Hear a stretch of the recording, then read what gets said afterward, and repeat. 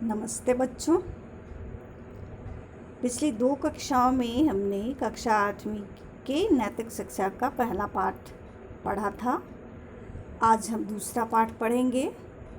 पाठ का शीर्षक है ईश्वर का सर्वश्रेष्ठ नाम। तो भाई देखते हैं क्या है ईश्वर का सर्वश्रेष्ठ नाम। तो इसमें है कि ओम की महिमा। ओम क्या है? ईश्वर का ही नाम है, तो उसकी ही महिमा के बारे में हम लोग पढ़ेंगे। तो पहला है कि ओम नाम भगवान का सर्वानंद निधान, सब नामों में श्रेष्ठ है, करते वेद बखान। यानी कि वेदों में ये लिखा है कि ओम जो है नाम, वो भगवान का सभी नामों में श्रेष्ठ है। सबसे श्रेष्ठ नाम कौन है? ओम है। अब दूसरा है, ओम नाम के जप से मनुष्य धर्म, अर्थ, काम और मोक्ष सभी सुखों का स्वामी बन जाता है। अर्थात जब ओम नाम का जप करता है मनुष्य, तो धर्म मतलब धर्म तो आप जानते ही हो, अर्थ होता है पैसे वाला, आर्थिक अर्थ, काम होता है कामना, और मोक्ष सभी लोग प्राप्त करना चाहते हैं कि जन्म मरण के इस बंधन से मुक्त हो जाएं और सीधे परमात्मा के पास ही निवास हो, दोबारा इस धरती पर आना नहीं पड़े, उसी को मोक्ष कहते हैं। इन सभी सुखों का स्वामी बन जाता है। तीसरा है, ओम के जाप करने से क्या होता है? वाणी में पवित्रता आती है, मतलब आवाज़ मधुर हो जाती है। चौथा है, मनुष्य की सभी शुभकामनाएं पूर्ण हो जाती हैं। शुभ कामनाएं पूर्ण होती है, ये याद रखना। किसी के लिए तुम खराब कामना मन में करके रखोगे तो वो पूरा नहीं होगा। शुभ कामनाएं पूर्ण हो जाती हैं। पांचवा है, ओम नाम ही इस संसार का एकमात्र रत्नकोश है। रत्नकोश क्या होता है? शब्दकोश तो आप लोग जानते हो, जिसमें बहुत सारा शब्द होता है, शब्दों का खजाना होता है। तो रत्न होता है रत्नों का खजाना। यानी कि ओम नाम ही इस संसार का एकमात्र रत्न जो बहुत महंगा आता है, हीरा, रूबी, नीलम, आपने सुना होगा, अंगूठी में पहनते हैं लोग उसको। तो कोश कौन है? कोश होता है रखने वाला, उसको रत्नों को रखने वाला कौन है? ओम है। ओम का नाम है। विश्व के समस्त रत्न कोश को प्राप्त कर लेने पर जितना आनंद प्राप्त होता है, उससे अधिक आनंद ओम नाम के अमृत रस से भक्तों को प्राप्त होता है। जो भौतिक सुख है, जैसे कहते हैं जिसके पास बहुत सारे धन, बहुत सारी संपत्ति हो जाता है, मतलब यहाँ आपको रत्नों का जिक्र किया है, यानी कि जितने भी रत्न हैं प्राप्त हो जाते हैं, तो उन सबको प्राप्त करने पर जितनी खुशी होती है, उससे कहीं अधिक खुशी ओम नाम के जप से जो अमृत रस प्राप्त होता है। जो सच्चे मन से ओम के नाम का जाप करते हैं, तो भक्तों को वो जो भौतिक सुख है उससे बहुत ज़्यादा सुख इसमें प्राप्त होता है। छठा है कि ओम जगत का अनुपम आधार है।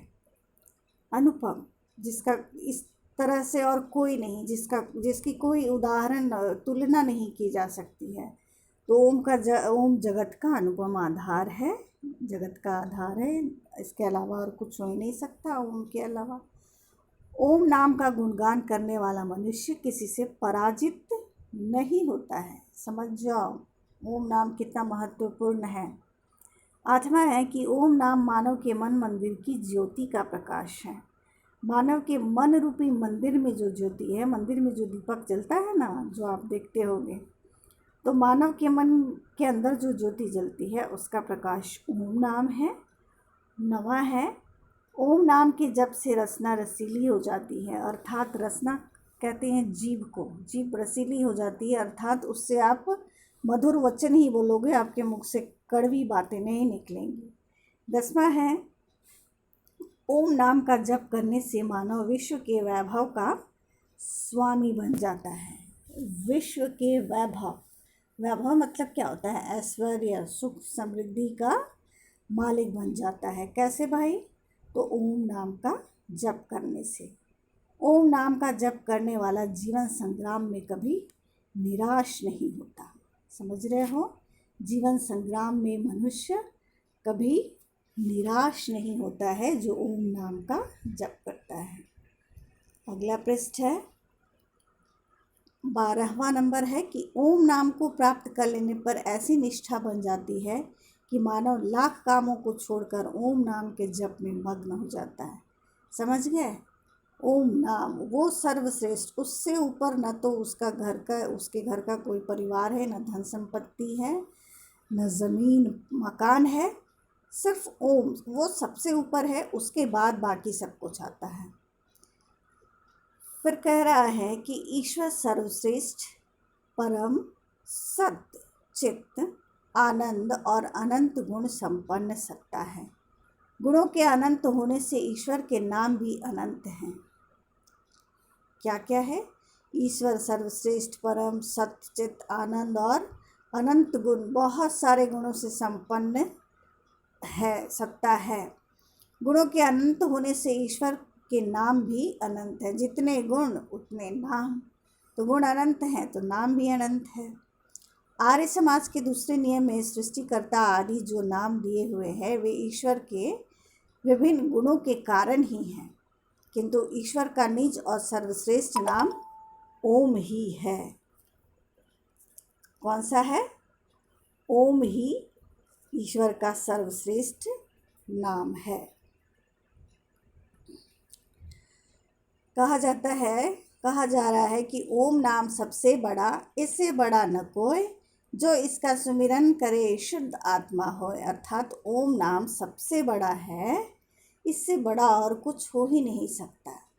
जो इसका सुमिरन करे, अर्थात जो ओम नाम जप करे बार बार रोज प्रतिदिन नियम से, उसकी आत्मा शुद्ध हो जाती है। ईश्वर ने सृष्टि को उत्पन्न किया है, वही इसका पालन करता है और अंत में वही इसे समेट लेता है। ओम के अ, उ, म ये 3 अक्षर सृष्टि के इसी आदि, मध्य और अंत के द्योतक हैं। अर्थात सृष्टि को किसने उत्पन्न किया है? ईश्वर ने। सृष्टि मतलब संसार, वही इसका पालन करता है और अंत में वही इसे समेट लेता है। तो क्या है? ओम में कितने हैं अक्षर, कितने वर्ण हैं? अ, उ और म, 3 अक्षर। तो सृष्टि के अ का अर्थ होता है आदि मतलब शुरुआत, और उ का अर्थ होता है मध्य, और म का अर्थ होता है अंत। समझ रहे हो बात को? महर्षि दयानंद ने सत्यार्थ प्रकाश में प्रथम समोल्लास के प्रारंभ में ही लिखा है, ओम, यह ओंकार शब्द परमेश्वर का सर्वोत्तम नाम है। तो जो शीर्षक था हमारे पाठ का, भगवान का सर्वश्रेष्ठ नाम कौन है, तो ये समझ में आ गया कि ओम है। ओम सारे संसार का प्राण है। ओम सारे संसार का प्राण है। सृष्टि उत्पत्ति के समय सबसे पहला जो नाद हुआ वह ओम था। नाद मतलब जो गुंजन भरी आवाज़ होती है वो ओम था।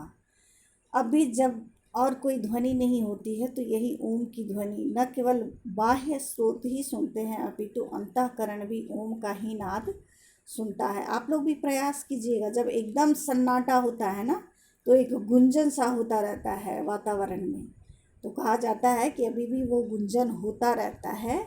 जो बिल्कुल स्थिर शांत चित्त से और बिल्कुल शांत वातावरण में सुनोगे तो वो सुनाई देगा। और यह ध्वनि न केवल बाह्य स्रोत ही सुनते हैं, सिर्फ ऐसा नहीं कि सिर्फ कान से ही सुनाई देता है, अपितु अंतःकरण भी ओम का ही नाद सुनता है। मतलब आपके अंदर भी ओम के आवाज़ की ही गुंजन होती रहती है। सारे शास्त्रों ने ओम ही को परमात्मा का निज नाम दर्शाया है। और तो और तांत्रिक मंत्र भी तब तक पूर्ण नहीं होते जब तक उनके आदि में ओम न बोला जाए। समझ रहे हो बात को? सारे शास्त्रों ने ओम को ही परमात्मा का निज नाम दर्शाया। जितने भी शास्त्र हैं सब ने ओम को ही कहा है कि परमात्मा का अपना नाम है। और भगवान तो भगवान छोड़ो ना, तांत्रिक मंत्र भी जो होते हैं, जो तंत्र विद्या जानते हैं, तंत्र पूजा करते हैं, वो उनके मंत्रों में भी ओम से ही शुरुआत होती है। ओम ही भव सागर से पार लगाने वाला है। भव सागर ये संसार है, समझ गए? इस संसार में जो दुख सुख इंसान झेलता है उससे पार लगाने वाला कौन है? ओम है। मानव जीवन का आदि अंत यही है, मतलब प्रारंभ भी ओम है और मध्य अंत सभी ओम है। भगवान का नाम हमारी परंपरा में जन्म लेते ही बच्चे को मंत्र के रूप में दिया जाता है। आप लोग जानते ही हो, बहुत सारे संस्कार होते हैं बच्चों के। जब उनका जन्म होता है तो छठी होती है, उनके कान में भगवान का नाम बोला जाता है, और भी जो होता है नामकरण होता है, या जो और भी जो परंपराएं होती है, सब में उनको भगवान का नाम उन्हें मंत्र के रूप में दिया जाता है। श्री गुरु नानक देव जी महाराज ने भी कहा है, एक ओंकार सतनाम करता पुरख, अर्थात ओम और ओंकार दोनों का तात्पर्य एक ही है। ओम और ओंकार दोनों का तात्पर्य एक ही है। आगे देखते हैं। उपनिषदों ने स्पष्ट कहा है, ओंकार एवेदम सर्वम, अर्थात यह सब कुछ ओम ही है। जो दिख रहा है सब कुछ क्या है बच्चों? ओम ही है। जो पहले था, जो है, जो आगे होगा, सब ओंकार है। अर्थात ओंकार सदा रहता है, और जब यह सब कुछ नहीं रहता तब भी ओंकार विद्यमान रहता। अर्थात पृथ्वी रहे न रहे कोई फर्क नहीं पड़ता। ये जो ओंकार है, ओम की ध्वनि है, वो हमेशा वो विद्यमान रहती है संसार में, वातावरण में। ओम सारे रसों का अंतिम सार है। जितने भी रस हैं, जितने भी सुख हैं, सभी सुखों का अंतिम सार ओम है। जो उपासक सर्वव्यापी परमेश्वर का ओम के द्वारा ध्यान करे वह ब्रह्म को पाता है। समझ गए? जो उपासक सर्वव्यापी परमेश्वर का ओम के द्वारा ध्यान करे, मतलब ओम नाम से ध्यान करे, दूसरे नाम से नहीं, ओम नाम से ध्यान करे, वो ब्रह्म को प्राप्त करता है। निश्चित रूप से ओम का मानसिक जप हृदय में ज्योति प्रकट करता है, परंतु यह होठ या कंठ से नहीं, हृदय से होता है। अर्थात जब आप ओम का जाप करेंगे तो ये नहीं कि दिमाग में ध्यान लगा कि ओह अभी तो दूसरा काम है और मुंह से बस बोले जा रहे हैं, कंठ से बस बोले जा रहे हैं, उससे नहीं होता है। हृदय से, मन से एकदम इकट्ठे होकर, सब कुछ तन मन को इकट्ठे करके तब ओंकार का जाप करना चाहिए। हृदय द्वारा जप के संबंध में यह कहा है कि जब ही नाम हृदय धर्यो भयो पाप को नाश, जैसे चिंगी आग की पड़ी पुराने घास। अर्थात जब हृदय में ओम का नाम रखा तो हमारे मन के अंदर जितने भी पाप थे सबका नाश हो गया। अर्थात ओम का जप करने से पाप का नाश हो गया। जैसे चिंगी आग की, जैसे आग की एक चिंगारी, पुराने घास, सूखे हुए घास पर आग की एक चिंगारी पड़ती है तो क्या होता है?